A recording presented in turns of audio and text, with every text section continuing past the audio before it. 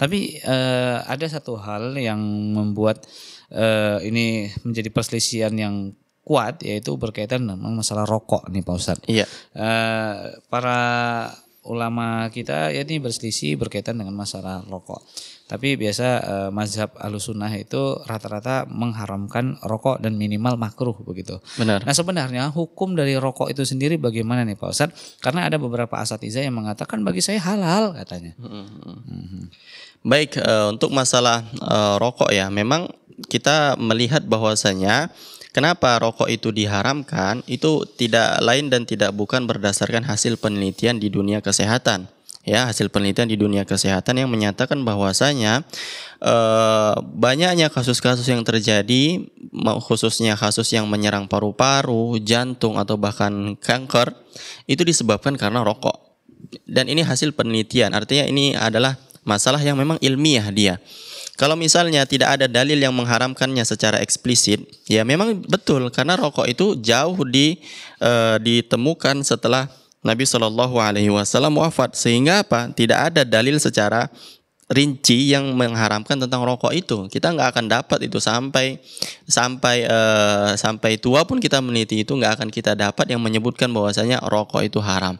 Tapi alhamdulillahnya Islam itu dengan adanya Al-Quran, kemudian dengan adanya Sunnah, itu memberikan kaidah-kaidah dan rambu-rambu bagaimana kita menjauhi sesuatu dan melakukan sesuatu.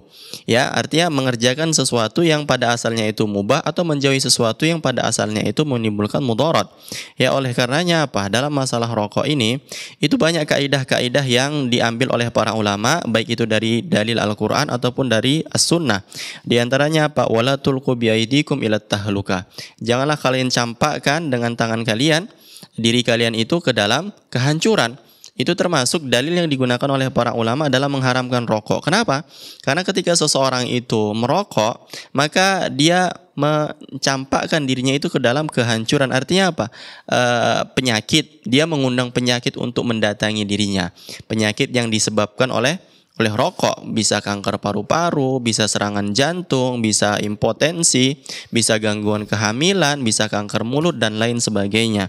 Kemudian disebutkan dalam sebuah hadis juga yang ini menjadi kaidah kubroh ya, kaidah yang sangat besar yang dijadikan sebagai satu standar untuk menghukumi satu perbuatan. Apa itu? La dororo wa la diroro. Janganlah menimbulkan kemudaratan untuk diri sendiri dan janganlah menimbulkan kemudaratan untuk orang lain. Itu diantara satu maknanya. Artinya apa? Rokok ini bisa menimbulkan mudarat bagi orang yang menghisapnya. Kemudian bagi orang di sekitarnya juga bisa terkena dampak mudarat dari rokok ini, sehingga mereka lebih dikenal dengan perokok pasif. Dan mereka lebih berbahaya bagi mereka jika mereka mendekat dengan orang-orang yang merokok pasif ini. Ya, karena apa? Merusak kesehatan, merusak hak asasi orang ketika dia ingin mendapatkan udara yang segar seperti itu. Itulah diantara dampak-dampak buruk rokok itu kenapa dia diharamkan. Ya, kalau mencari dalil-dalil pembenarannya, ya sebenarnya seseorang pun bisa mencari pembenarannya itu dengan kembali kepada al-aslu fil asya al-ibaha. Asalnya dalam perbuatan itu adalah mubah gitu. Tapi dalam perkara ini kan dia memang sudah jelas perkara mudarat atau manfaatnya itu dia sudah dibuktikan secara ilmiah.